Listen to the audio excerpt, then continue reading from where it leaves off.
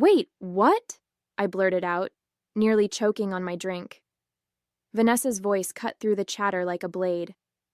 It was me, she said, her smile spreading as she basked in the sudden attention. My stepfather's face lit up with gratitude, and my mom's eyes filled with tears of pride. The room went silent save for the hum of the ceiling fan. I sat frozen, my hands clenched in my lap, every muscle in my body tensed. She couldn't have just said that, not after what I told her in confidence. My name is Jessica Neal. I'm 29 years old and work as a social worker. For as long as I can remember, I've been the kind of person who avoids drama and does what needs to be done without making a scene. A little over a year ago, my stepfather, Rob, was diagnosed with cancer. It devastated our family, especially my mom, who loves him more than anything. When the medical bills started piling up, I knew I had to do something. That's why I used my savings to pay off his debt, anonymously. The only person I had told about it was Vanessa, my older stepsister, someone I thought I could trust. It was supposed to be a celebratory dinner. Rob had just gotten a clean bill of health, and my mom wanted to mark the occasion with something special. She made her famous pot roast, the one Rob always says tastes better than his mom's used to. The house smelled of rosemary and garlic. The dining table was set with her good plates, and there was an extra chair squeezed in to accommodate Vanessa's husband, Derek. Everyone seemed happy, really happy, for the first time in what felt like years. I sat between my mom and Derek, trying to join in the light-hearted conversation, but my mind kept drifting. I felt a warmth in my chest every time Rob laughed, knowing he could finally relax without the weight of those hospital bills. He'd even made a toast to the Good Samaritan who paid off the debt, thanking them for their generosity. I had smiled quietly into my glass, content to keep my secret. That was when Rob, out of nowhere, asked, "Was it one of you?" His eyes scanned the table, hopeful but not pressing. My heart sped up, but before I could decide how to react, Vanessa leaned back in her chair, grinning like a Cheshire cat, and said, "It was me." I stared at her, my throat tightening as the room erupted into applause. My mom's face lit up with pride, and she reached across the table to squeeze Vanessa's hand. "I knew it," she said, her voice trembling with emotion. "You've always had such a big heart." Rob looked at her like she was some kind of hero, his voice soft as he said, "Thank you, sweetheart. I don't even know what to say." But it was Derek's reaction that really caught me off guard. He blinked, his fork frozen halfway to his mouth, and then said, "Wait, you did this? When?" Vanessa didn't even flinch. She turned to him with that same syrupy smile and said, "Of course I did. I didn't tell you because I wanted it to be a surprise." Derek stared at her for a moment, clearly trying to process what she'd just said, but then shrugged and went along with it, muttering something about how proud he was. Meanwhile, I sat there in stunned silence, my hands gripping the napkin in my lap so tightly I thought it might tear. She had lied not just to the family, but to her own husband. And the worst part? She didn't even hesitate. Dinner carried on as if nothing had happened. Rob shared stories from his treatment days, making us laugh with his descriptions of the grumpy nurses who eventually warmed up to him. My mom kept chiming in about how strong he had been through it all, and Derek cracked jokes about how Rob must have charmed the doctors to get extra Jell-O cups. The mood was light, warm, exactly what you'd expect at a dinner celebrating a second chance at life. But Vanessa wouldn't look at me. Not once. Every time I glanced her way, she avoided my eyes, focusing intently on her plate or making a point of talking to anyone else at the table. It was like she knew I was daring her to meet my gaze, to acknowledge what she'd done. Her fake smiles and easy laughs didn't fool me for a second. Beneath all her charm, I could see the tension in her shoulders, the tight grip on her wine glass. She knew I wasn't going to forget this, even if I stayed silent for Rob's sake. When dinner finally ended, I could barely get out of there fast enough. I hugged my mom and Rob, told them how proud I was of him for staying strong through everything, and slipped on my coat. Vanessa gave me a quick, perfunctory smile as I walked past her, but I didn't bother trying to say goodbye. My mom called after me to drive safe, but I could barely hear her over the rush of thoughts in my head as I stepped into the cold night air. The drive home felt like it lasted forever. I replayed the night over and over, trying to make sense of what had just happened. It should have been a celebration, a moment of relief after everything Rob and my mom had been through. Instead, it had turned into this bizarre charade. I kept asking myself how Vanessa could sit there and lie to everyone like that, how she could look Rob in the eyes and take credit for something she had no part in. And the worst part? I let her steal the moment because I didn't want to ruin the night for Rob. But now, sitting alone in my apartment, the silence felt unbearable, and I couldn't stop wondering if I'd made the right choice. As I sat on my couch, staring blankly at the TV that I hadn't even bothered to turn on, I knew deep down what I had to do, or rather, what I couldn't do. Telling Rob the truth might have cleared my conscience, but what good would it do for him? He'd been through so much already, and he was just starting to feel like himself again. The last thing he needed was to be dragged into some ugly fight between Vanessa and me. He didn't deserve that, not after fighting so hard to beat cancer. And I convinced myself that staying quiet was the right thing to do. Rob's peace of mind mattered more than my anger or frustration. As much as I wanted him to know the truth, that I was the one who had his back when he needed it most, it wouldn't change anything for him now. If anything, it might make him feel guilty for celebrating Vanessa when he should have been thanking me. And honestly, he didn't need guilt. He needed to heal, to be happy, to focus on living. So, I decided to let it go, for him, if not for me. The next morning, I couldn't hold it in any longer.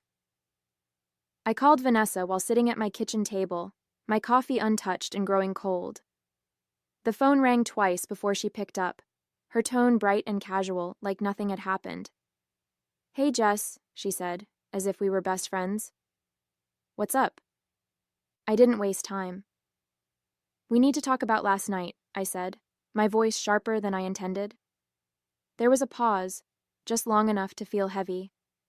"What about it?" she finally asked, though I could hear the tension creeping into her tone. "You know what?" I shot back. "Why did you lie to everyone and say you paid off Rob's bills? We know that wasn't you. I told you in confidence. How could you do that to me?" Vanessa sighed heavily on the other end of the line. "Jess, look, it's not a big deal. I didn't think you'd be this upset." "Not a big deal?" I snapped, gripping my phone tighter. "You stood there and lied to everyone, Vanessa. You took credit for something you didn't do, something I sacrificed a lot for. How is that not a big deal?" She hesitated, and for a second, her voice softened. "I just wanted to make Dad proud of me. He's always been proud of you, Jess. You're the selfless one, the one who helps everyone. I didn't think you'd mind if, just this once, I could have that moment with him." I was stunned. "Are you kidding me? This wasn't just some harmless lie, Vanessa. You know what I went through to make that happen. I emptied my savings account so Mom wouldn't have to stress about the bills, so Rob could focus on getting better. And you thought I wouldn't mind?" "I thought it'd be fine," she snapped back, her voice sharper now. "I didn't think you'd actually care who got the credit. I mean, you didn't even want to tell him, right? You were happy to let it be anonymous. So what does it matter if he thinks it was me?" "It's not about the credit, Vanessa," I said, my voice steady but firm. "I didn't do this to be thanked or celebrated. I didn't even want Rob to know it was me. But lying? That's a completely different matter. You knew it wasn't you, and you let everyone believe it was. You let Mom and Rob look at you like you were some kind of savior. How can you live with that?" Vanessa let out an exasperated sigh. "Jess, you're blowing this out of proportion. It's not like I hurt anyone. Rob's happy, Mom's happy. What difference does it make? You're the one who said you didn't want recognition, so why does it matter who they think did it?" "It matters because it's a lie," I snapped. "You've turned something that should have been about helping Rob into a way to stroke your ego. And now I'm stuck sitting here, watching everyone praise you for something you didn't do. Do you know how humiliating that is for me? Not because I want the attention, but because it's a betrayal, Vanessa. You betrayed me." For a moment, there was nothing but silence. Then, Vanessa said quietly, almost defensively. I didn't mean to hurt you, Jess. I wanted to feel like I was enough, for once. Like I mattered. I'm not going to tell your dad, I said, my voice cold and measured. Not because of you, but because of him. He's been through enough, and I won't add this to his plate. But Vanessa... I paused, taking a shaky breath. I want you out of my life.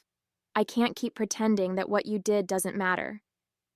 Jess, come on, she said, her voice rising with panic. You can't be serious. You're really going to throw our relationship away over this? I told you I didn't mean to hurt you. You didn't mean to hurt me, I repeated, disbelief dripping from every word. You lied to my face, you lied to your own husband, and you stole something that wasn't yours to take. You knew how much that sacrifice meant to me. And for what? To make yourself feel better? No, Vanessa. I can't trust you anymore. She started to say something, but I cut her off. One day your conscience is going to catch up with you. Maybe not today, maybe not even next year, but it will. And when it does, I hope you think about this moment, about the sister you pushed away just to make yourself look good. My voice cracked, but I held firm. I hope it was worth it. Vanessa didn't reply. The silence stretched on, heavy and suffocating, until I finally hung up. I sat there staring at the phone, my hands trembling, the weight of everything sinking in. I felt raw and hollow, but at least I'd finally said what I needed to say. A year passed, but things between Vanessa and me never went back to normal. We still saw each other at family gatherings, birthdays, holidays, the occasional barbecue, but we might as well have been strangers. Conversations were polite but hollow, and we avoided being alone in the same room. The tension between us wasn't just noticeable, it was impossible to ignore. Mom was the first to bring it up. After a family dinner one night, she pulled me aside, her brow furrowed with worry. Jessica, she said softly, what's going on between you and Vanessa? You two used to be so close. I shrugged, trying to play it off. We're fine, Mom. Just busy with life, I guess. But I could see she wasn't convinced. Rob had noticed it too. At Christmas, he asked why Vanessa and I didn't sit together anymore. You two used to laugh so much, he'd said. I forced a smile and changed the subject, but it stung more than I expected. A few months after that Christmas dinner, Vanessa started reaching out. It was subtle at first, texts here and there. Hey, how's work going? Or, Mom said you've been really busy, hope you're okay. I ignored every single one. I couldn't bring myself to engage with her. Each message felt like a tiny jab, a reminder of what she'd done and how easily she had betrayed me. At family gatherings, she tried harder. She'd make small talk or ask me questions about my job, but I kept my answers short and polite, giving her no room to dig deeper. At one dinner, she cornered me in the kitchen while I was refilling my drink. Jess, I know things haven't been great between us, but maybe we could grab coffee sometime? Just talk? I didn't even look at her. I'm busy, I said flatly, brushing past her. She sighed, but I didn't stop to see her reaction. Whatever she was trying to do, it wasn't enough to erase the past year. A few weeks after that awkward dinner, Mom mentioned something that caught me off guard. Vanessa's been going to church, she said, her tone almost hesitant, like she wasn't sure how I'd react. She's been feeling, I don't know, empty, I guess? She told me she's been thinking a lot about life and wanting to make some changes.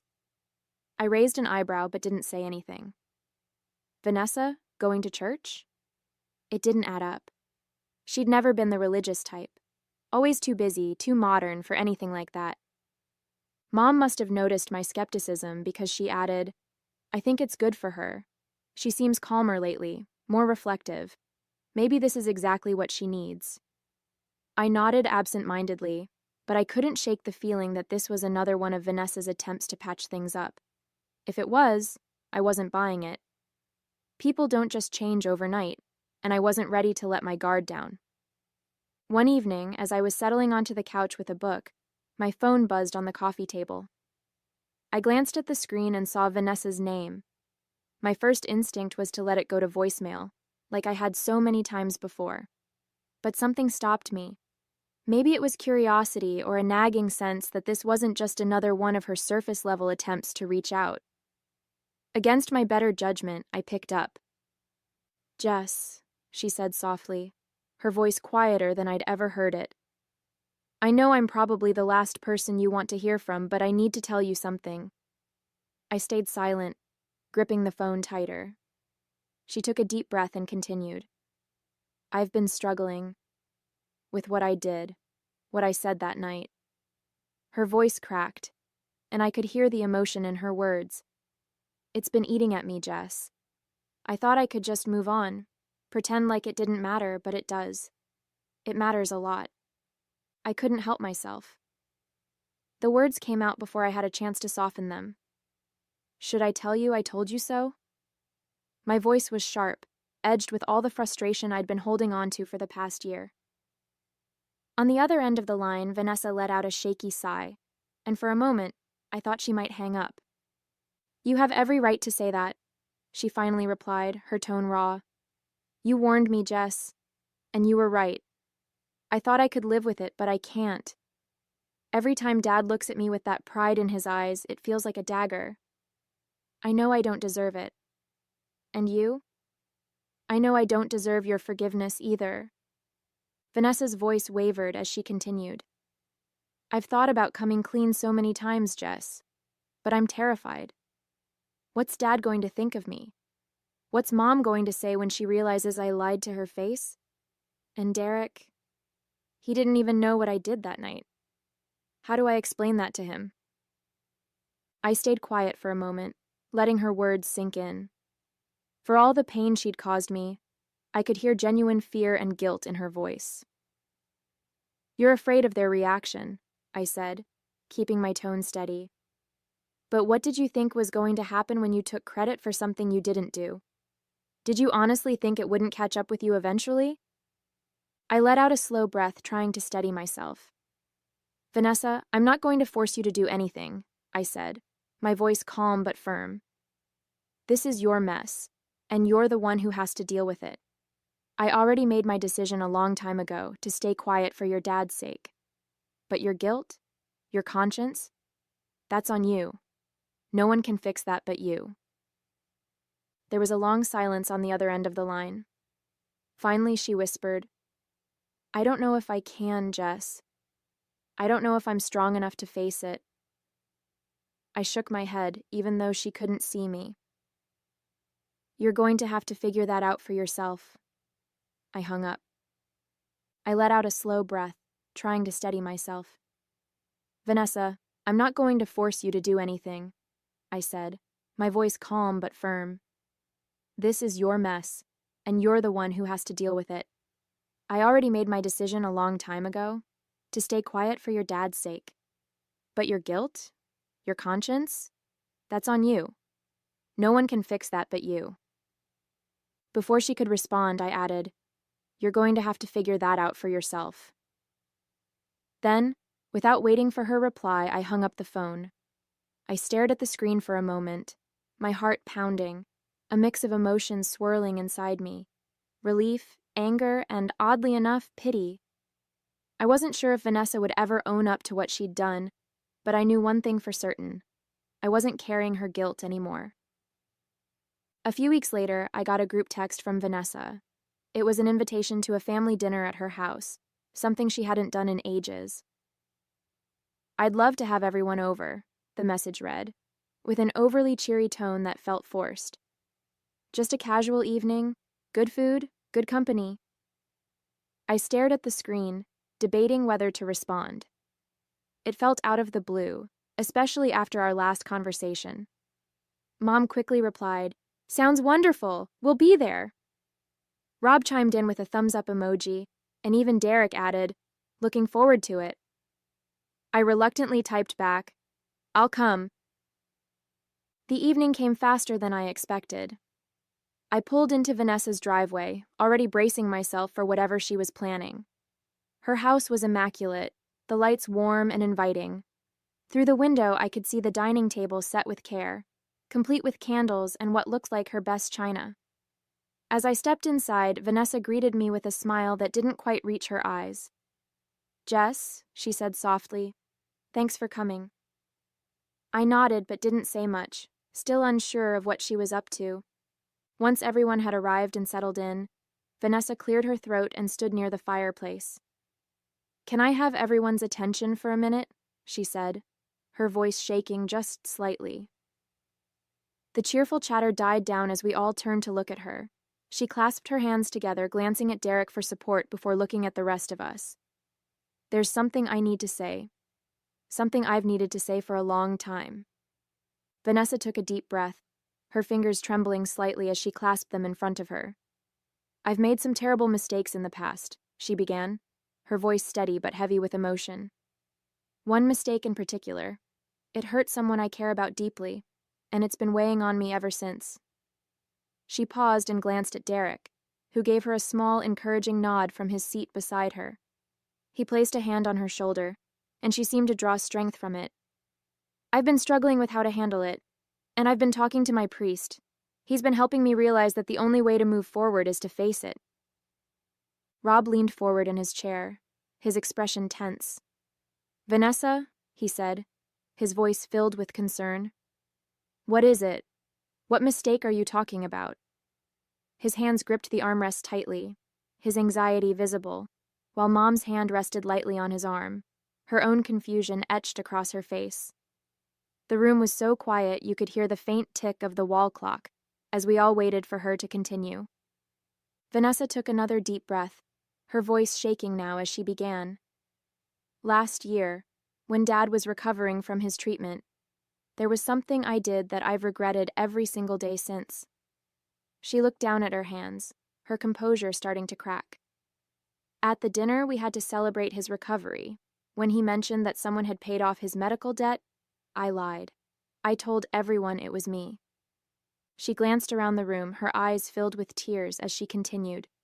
"But it wasn't me. It was Jessica." The weight of her words hung in the air, and I felt every pair of eyes shift to me. Jessica was the one who used her savings to pay off the debt. She was the one who made sure Dad and Mom didn't have to worry about the bills. And I took credit for it. I took her sacrifice and made it my own, because I wanted Dad to be proud of me. I wanted to feel like I was enough, just for once. Her voice broke as she dropped to her knees, her hands clasped in front of her like she was praying. Tears streamed down her face. "I'm so sorry. Jess, I betrayed you. I lied to everyone, and I hurt you in a way I can never take back. Dad, Mom, I don't even know what to say. I've been carrying this guilt for so long and I couldn't hide from it anymore. Please, please forgive me. I know I don't deserve it, but I had to tell you the truth." The room was silent except for her quiet sobs. Derek reached out to steady her, his hand resting on her shoulder, but she stayed on her knees, her face crumpled with regret. Rob looked at her, his face pale and stunned, while Mom's hand shot up to cover her mouth. All eyes turned to me, waiting for my reaction. Through her sobs, Vanessa continued, her voice raw and broken. "Jessica, she's an angel. She's the most selfless person I've ever known. She didn't tell Dad what I did, not because she couldn't, but because she didn't want him to worry. She cared more about his peace of mind than about what I took from her. She's so good, so selfless, that she didn't even want him to know she was the one who paid the bills in the first place." Her shoulders shook as she wiped her face with trembling hands. "I've spent this past year hating myself for what I did to you, Jess. I don't know how you stayed so quiet, how you kept all of that inside while I took what was yours. You're so much better than me. I could never be like you, but I wish I could. I wish I had your strength, your kindness. I've spent my whole life trying to feel like I'm enough. And I realize now that it wasn't you I was competing with. It was myself." Vanessa buried her face in her hands, the room heavy with the sound of her sobs. Derek knelt beside her, gently wrapping an arm around her shoulders. Rob and Mom sat frozen, their faces a mixture of shock and deep emotion. I didn't know what to say, my heart twisting in ways I hadn't expected. It's been 6 months since that night. 6 months since Vanessa got down on her knees and told the truth in front of everyone. Things haven't gone back to the way they were, and honestly, I don't think they ever will. But they've changed in ways I didn't expect. Vanessa has been different, quieter, more reflective. She still reaches out, though I can tell it's hard for her. She sends texts sometimes, small things like, "Saw this and thought of you," or, "Mom said you weren't feeling well. Hope you're okay." Rob and Mom handled the truth better than I thought they would. Rob was disappointed in Vanessa, I could see that, but his love for her didn't waver. And with me, he's been even warmer, always finding little ways to show his gratitude, like saving me the best piece of pie at dinner or asking about my work in a way that feels genuine. It's strange, but I think in some ways that night brought us closer as a family. Not perfect, but closer. As for Vanessa, she's still trying to be the best version of herself, and for the first time, I think she means it.